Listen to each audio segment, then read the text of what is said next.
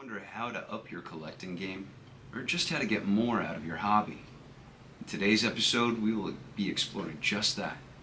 How to maximize your experience by leveraging your numismatic community. Today on Numisphere. I'm TJ O'Connor. And I'm Tyler O'Connor.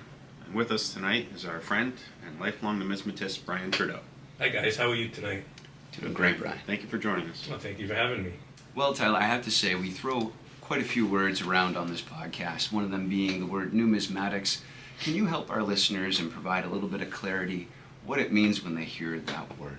Absolutely. So numismatics is the study or collecting of coins, paper currency, and metals. Once known as the hobby of kings because obviously it was quite literally collecting money, collecting paper. You had to have wealth to be able to do it. Thankfully, in today's world, it's actually a hobby for all. So you could be collecting from your pocket change all the way up to millions of dollars on individual pieces. I'm glad you point that out. It's no longer a game just for kings, and there is levels to get into for all financial needs. Absolutely. Wonderful. Well, we want to explore several resources in what the numismatic community has to offer. And one of the top ones is actually one you might not think of, and that is numismatic-focused Facebook groups. Numismatic Facebook groups, they can actually be a great source for gaining information, the ability to network, gain access to exclusive inventory, and also a great source for education and validation of any coins or questions that you may have. But in addition to that, you can gain some camaraderie in those communities. Absolutely. Yeah, I've met people in Facebook groups that I've never seen, and then I'll show up at a show across the country and suddenly meet them, which is actually kind of cool, right? You finally get to put a face to it. Yeah. It happens more often than you think. And you are able to do business transactions through these Facebook groups as well. And usually they're pretty well vetted. At least the groups, if you look, you can join ones that are already vetted for people who are reputable. Right. It is definitely a challenge because in this day and age there are scammers absolutely everywhere. So you need to do your due diligence to make sure that you're participating in a community that has your best interest at heart and they're not allowing the scammers in, or when someone is kind of falling off the wagon, not a good dealer, not a good seller, not a good buyer, they get booted. Yeah. So there's several things that you can do to make sure that you're getting into those right groups. So when you're looking for a group, search for the subject you're looking for. If you are a barber collector, search up Barber Collector Society. Mm-hmm. So keep it focused on what you're interested in because there's a lot of stuff out there. Right. Okay? So once you found a group, you want to try and pay attention to which ones are more active. Okay. Right? Groups that are stagnant, post every couple of days, there's not a lot of people in them, well, they're kind of boring, waste of time, not really worth it, right? So you can actually see their activity. It's listed right on there when you're searching, how frequently they post, when the last post was. So once you've determined, okay, this is a frequent group, they've got a lot of members. By a lot, I mean generally at least over 1,000 members, right? Yeah. There are smaller ones, don't get me wrong, they're not bad. I'm not saying they're scammers, but if you're just getting into this, you're not quite sure, go for at least 1,000 members. You'll see some of these have 20,000+ members. Wow. So definitely check that stuff out. When you're going through them, and you go through basically a little approval process, right? They'll accept you. A legitimate group will say, you need to answer these questions and agree to follow our rules. Make sure you take the time, read the rules, because they apply to both buyers and sellers on forms of payment, when payment's expected, how to list your posts, what words you should and shouldn't use, because Facebook algorithms will pull stuff down or give the group hits. So definitely take the time, read them. Yeah. Once you're in the group, observe. Don't just jump in. See what they're doing. See what kind of material's moving around. How are people interacting? Just take a little bit of time. Don't jump right in, right? Yeah. Then once you're comfortable, then, all right, hey, I'm going to become an active participant in this community. I'm going to contribute good quality content. I'm going to put up some product at fair prices. And the number one thing when you're in these groups, I know you're a little newer, the last couple years you've been dabbling in the groups, but if you see that someone's asking more money for something than you think it's worth, it's not your business. Yeah.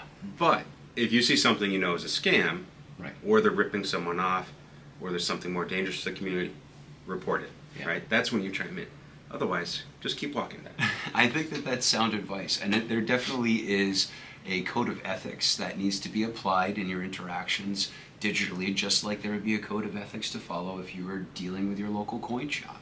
Absolutely. And making sure that you're building up the community around you rather than tearing it down is definitely some sound advice.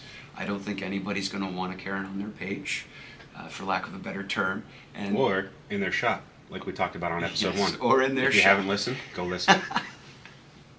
But it also sounds like it can be a great resource and a way to gain access to things that you wouldn't be able to get access to physically. Right. And you can gain great interactions and utilize these things as a resource and a way to gain coins for yourself, or maybe to unload some of that inventory that you might have access of after all the collecting that you've been doing. Right. Well, the social media era has really brought that aspect of coin shops, community, organization, clubs, all of that to your phone, to your computer, to your home. So that person who's isolated, may not be able to go outside or doesn't have these things locally around them, now can participate no matter where they are. You can do it riding the bus to work. You can do it sitting in your car on your break, right? So all these opportunities are now at your fingertips, and we've never had that before. I mean, it gets to be a sensitive issue, right? Here we are with the numismatic collecting community, most of them being primed from the 60s and 70s. We have an older generation now that's blending with newer, and they're not too familiar with the digital channels. Right. But this is an avenue that's definitely worth exploring. I see many people in their later years now that are easily able to navigate a smartphone, and this is just as simple as that. Yeah. So what was a dismissed resource maybe at a point in time for this community, I really think should be reviewed by those who are not participating in it and see what they could get out of it. Definitely. Brian, what about yourself? Are you a collector who leverages the digital Facebook space? Well, at my age, TJ, I find that an experience to the local coin shop is like traveling around the world. Okay. You don't have to go very far to experience countries that you'll never see or never be at, but your local coin shop can take you there. And this is the greatest experience. I've been having this experience since I was 8 years old. But honestly, Brian, I think that you're a little bit spoiled. You're spoiled because you have open access to a brick and mortar shop at any time, and you really don't have to dabble in that because pretty much the menu slips by you these days. Absolutely, having friends like you guys that own a local shop is a wonderful experience that no one can understand until they lived it. And the last 5 years that I've been with you guys has been the best times of my life. The opportunity to work in a coin shop and meet so many different people and see so many different things. I can't ask for a better time and more of a chance to learn things every day, every hour, every minute in a local coin shop is learning something that you can't learn traveling anywhere. And the wonderful people that you meet, the locals that you've never known collect. Mm-hmm. Across the street from me, there's a man that collects coins. Yeah. I met him in a coin shop. Mm-hmm. There are so many people, and a local coin shop just brings everybody together. Yeah. Digitally, I understand, for the younger crowd, that may be a great experience. But I'm the guy that knocks on the door of the coin shop, goes in, and I'll spend all day there, and usually spend a little bit more money than I have. But when I go home, I'll see what I bought, I'll understand it, and I will appreciate it, and I can't wait to go back again the following day. Just in case you didn't pick up on it, Brian does work here at American Historic Coins and Collectibles. It has He's been its a part of the advantages, team Tyler, and its for disadvantages. 5+ years, and he has been an integral part of the team, and we're grateful to have him. Absolutely, a staple, a pillar in the shop, for sure. And with that, I think that it's important to point out any resources that we can identify for the listeners out there. I know that we have a couple that you've kind of pre-vetted. Should we list off the ones that we think are good resources to explore on Facebook? For the Facebook groups? Yeah. Absolutely. So some of my favorites, I'm in a lot of them. I participate in a good bit. I enjoy the ANA group, right? So the American Numismatic Association group. A lot of information. For a beginner, it's fantastic. Definitely check it out. For your silver stackers, silver miners, fantastic. For you gold bugs, it's pre-33 gold bugs, obviously focusing on pre-1933 numismatic coins from the United States. I like how that can get specific to the type of coin, which is why you recommended to have specific search criteria. So most of these groups will focus down, right, into at least some form of a genre or some type of organization. Because one group can't cover all the different aspects, right? Right. So you've got groups that specialize in U.S. paper currency, in world currency, world coin, shipwreck. So all this stuff is out there. Barber Coin Collector Society group, virtual coin show on Facebook. That's, again, virtual coin show on Facebook. Wow. So this one actually is tied to the round table. Okay. And they vet the dealers that go through it, and it's a big part of the community. So all those dealers have gone through a substantial background check. They're vetted. It's a great place to be. A reputable source. Awesome coins, and if you haven't seen it, some phenomenal prices on stuff too as a buyer. So Fantastic. definitely check that one out. And as always, you could always hop on to the Numisphere page on Facebook and participate in our community as well. Oh, that sounds great. Well, I mean, this is just one of many different resources. And Brian, I think that you would have a lot to say on the next one, but I think it's very important that we point out the staple, and that is your local coin club, right? Here we have quite a bit to offer. I mean, this is where you really extend out and shake the hands of your community, the ones that are around you. This is a great way to gain access to expertise on topics that you might not be familiar with, gain tips about collecting the hobby, or maybe even be exposed to inventories that you haven't seen at your local coin shop or online. But it doesn't just stop there, does it? No, the local coin club has been a great experience for me. I've joined about maybe 4 years ago. I didn't believe that there was actually so many people that went. I heard that there was a good group. I thought a good group maybe was 10 or 15 people. Yeah. But when you get a group of guys and girls and women that, 75, 80 people that you actually enjoy speaking to because they speak your language. Yeah. They speak coins. They speak currency. They speak collecting, whatever you can possibly imagine. They're friendly. It's a 2-hour experience, and it just goes by too quick for me. And I look forward to going there next time. We have auctions. We have special guest appearances. Mm-hmm.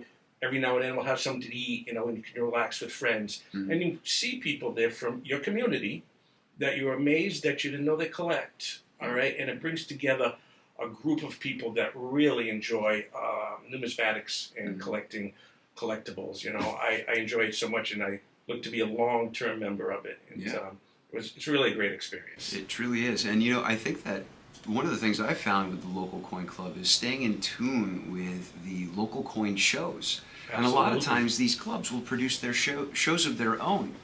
Which is really great because on a small scale you get to interact with people that are of a familiar face and kind of do business across the table in a more friendly setting than if you were to go out to one of the big shows with dealers that you just don't know.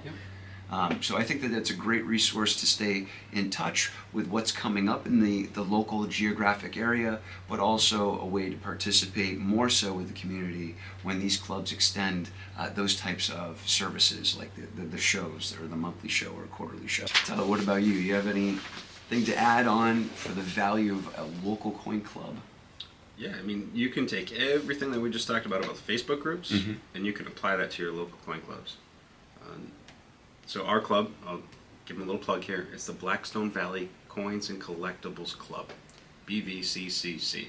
That's a mouthful. Awesome group. It started off with a handful of guys in the back of a restaurant, and over the years has just exploded. If I'm not mistaken, there's over about 150 to 175 members. That's fantastic. That's great. And in this area, it's probably one of the larger local clubs. Yeah.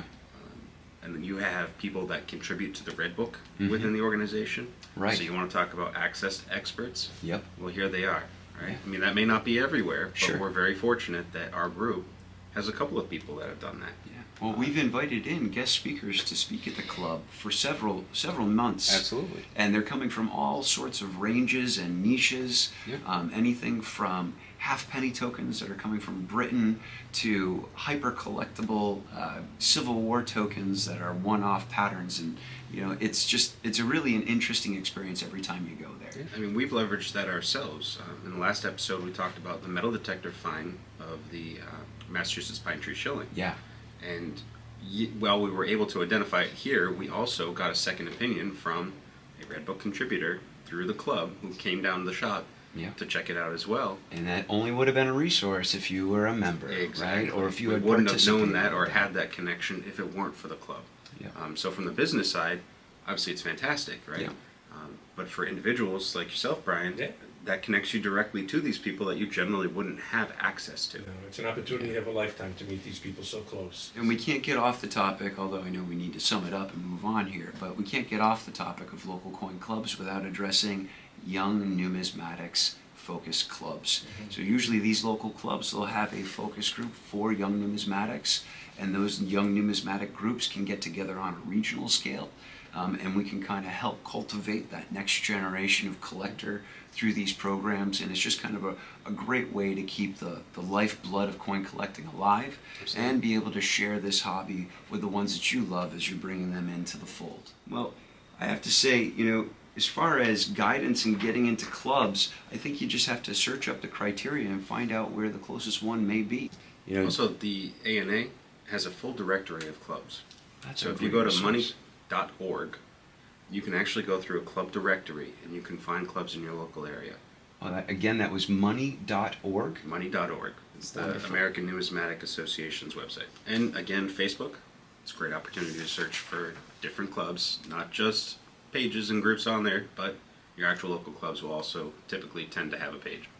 Absolutely. And really, it's not that hard to participate. I mean, these entry fees or these membership fees into these clubs are usually less than $30, less than Say 40 about bucks. $10 to $30 a year annually. Yeah. And you get great returns. For instance, for our organization, I think you only have to attend 9 or 10 meetings a year. Even if that many is. And you get to go to a holiday party, Yeah. door prizes, raffles. Yeah. Throughout the year, there's cookouts and pizza parties, Mm-hmm. and all different types of things that you get your money back real quick just in consuming, chips and water while you're there that are provided. Let's not forget our Christmas party that's coming up soon. Yes. Yes. Last absolutely. year at our local club, we had, I think, 135, 140 people that showed up for the Wow. Christmas club.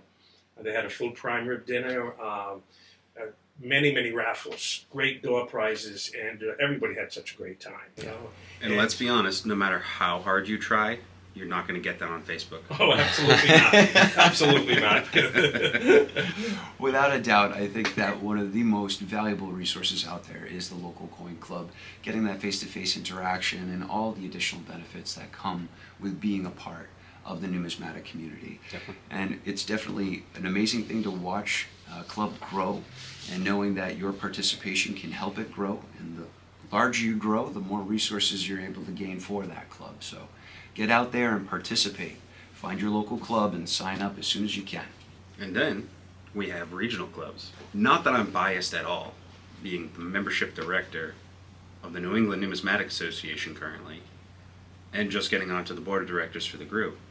I have no favoritism towards regional clubs at all, I promise. Okay. But so now take everything that we just said for your local groups, and the overall design to a regional club is to bring an identity to a specific region. So NINA, again, New England Numismatic Association, is really about tying all of the New England numismatic community into one, and then being able to connect us to the national level.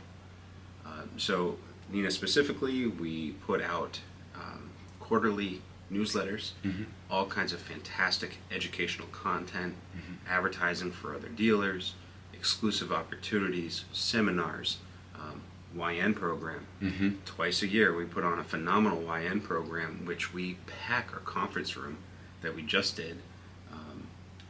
Last week it was, right? Yes, yeah. Yeah, so just last week at the New Hampshire Coin Expo in Manchester, New Hampshire, we filled the room with kids. Yeah. And it was great to finally see us come back to that size since before COVID. Yeah. So those opportunities, they're a little bit bigger scale. They tend to take a little bit more money and organization. We tie together all of those local clubs and get you even greater access to all of those resources in that community that you get at the local level. Yeah. And another perk too for the YN program on the regional level, those YN specific programs usually have quite a bit of donated items to that program. So Absolutely. the kids get to walk out with a ton of goodies. Yes. And when I say a definitely. ton, I'm talking like they could fill their folders and walk out with a full set. It's literally bags. Like you walk out with a shopping bag. Well, it's definitely important to participate on both that local and that regional level and gaining access to that national scale where the relationships that they have with the ANA, right? Absolutely. And what's another national relationship that Nina holds that's a good one that's leveraged? On a national scale, the ANS is the only alternative that we're semi-connected with. Okay. But ANA is really, that is the national organization for the United States. And That's the ANA, one. just so we're familiar here and all of our collectors are on the same page, they're the ones who write the book on the grading standards that we're utilizing today. They do. Right. Yeah. So this is the overall... No matter how you feel about it, they do. Well, that's great. I mean, I think that the club, both on the local and the regional level, is something that can be leveraged to explore new ends and facets of your hobby if you have not explored them already. So actually, we'll talk a little bit more about the regional level because Brian just recently joined Nina. Yes. So you've gotten a few newsletters thus far because you just Yes, joined, I'm I think I'm about 6 months ago. I'm very happy that I joined. You know, we went up to the show up in New Hampshire, and I was actually lucky to win a raffle. Okay, I'd like to throw that in. Okay, I won the ANA raffle, and I got The Nina raffle. The Nina, excuse me. And I got to let the audience know, you have an absurd luck with raffles. I don't know why, but this man probably I wins do. 8 out of every 10 Yes, raffles I that do. he I'm going to consider participates myself in. very lucky. And I did win 2 beautiful, this year's The medals annual medal for set. the NA, which Yep. I think is a great privilege to win that. I couldn't have asked for a better prize. I will have that. It's on my desk at home, my coin desk, and I'm really proud to be with such a great group. Mhm.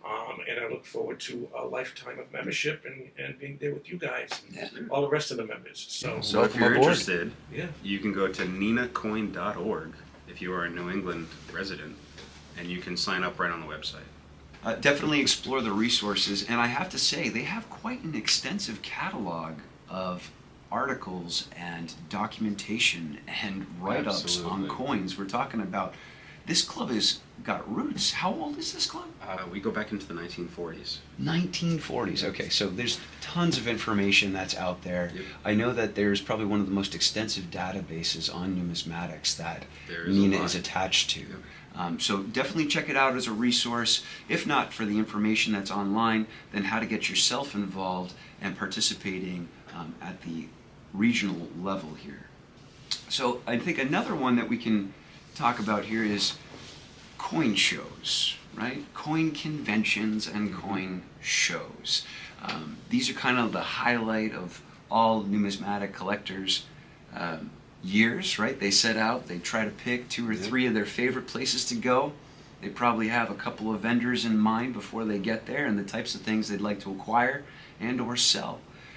Let's talk a little bit about show and convention experiences. Tyler, tell me a little bit about probably our most recent show, the one that we had over in Manchester, New Hampshire this past weekend. Tell me a little bit about that. I mean, there was all kinds of stuff happening at that show. Okay. So, while it simultaneously competed with the IMEX show in Nashville, which had its first time this last week, attendance phenomenal. A lot of regulars, but also I saw a lot of new faces. Being able to go around that room and seeing all the dealers being active, dealing with customers, it was fantastic to see. Not only was every single table in the room sold out, but attendance through the door, if I'm not mistaken, was probably one of the higher ones in the last few years. Yeah, it was really good. I know that line stretched quite far in the morning. It did, yeah. On day opening one. day, it was great. Yep. Took a few minutes for people to get in, right? They need to be checked in at the door for security and everything, but I think everybody was happy to wait because there was a ton of deals to be had. There was, yeah. And definitely dealers were motivated to sell. No doubt. There was great inventory on the table, and I felt like everything was priced right to sell for the current environment. I definitely saw a lot of success. The only relevant experience I can provide to that is I was tired.